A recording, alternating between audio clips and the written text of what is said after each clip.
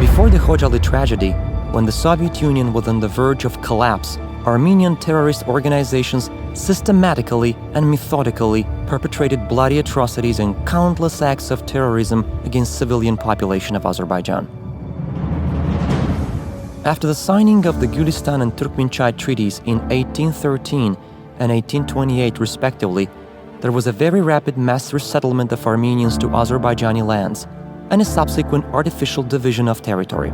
Although the Armenian incomers constituted a small minority in the region, they soon pursued a policy of political expansion and devised aggressive plans for its implementation.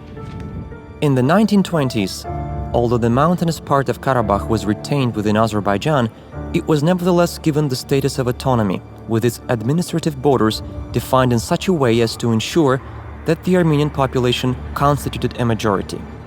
Thus, an artificial entity was created within Azerbaijan, while more than 500,000 Azerbaijanis living compactly in Armenia at the time were refused the same privilege.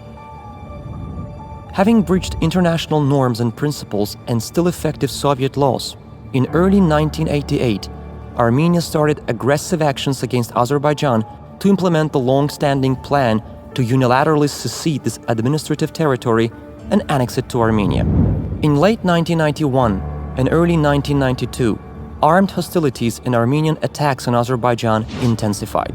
Khojaly, a town in the Nagorno-Karabakh region with a total area of 0.94 square kilometers and a population before the conflict of 7,000, mostly Azerbaijanis, became the target of one of these operations.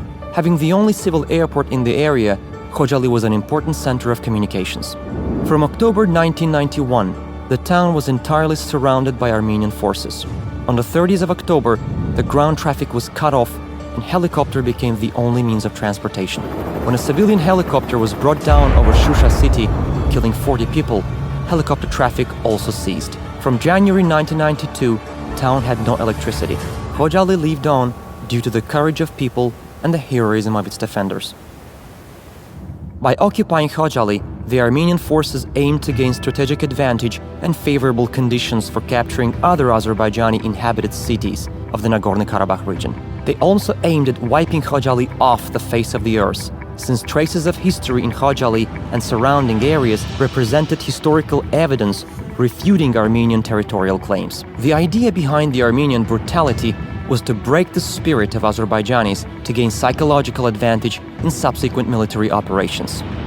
Over the night of 25th to 26th February 1992, following a massive artillery bombardment, Armenian armed forces and paramilitary units, with the support of the former Soviet Union's 366th Motorized Infantry Regiment, moved in to seize the town. Those launching the assault knew very well about the absence of serious military equipment and fortifications in Khojaly. Despite that, the town had been encircled and shelled with heavy artillery.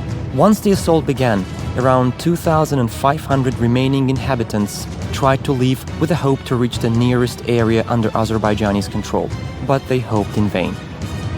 Armenia had spread rumors that allegedly a humanitarian corridor was left open for peaceful population to leave the town. However, soon it turned out that the claimed corridor was nothing but an ominous trap. The fleeing people were either killed by gunfire from Armenian military posts or captured near the villages of Nakhchivanli and Pirjamal. Others, mainly women and children, died from frostbite while wandering in the mountains. Only a few were able to reach Aghdam.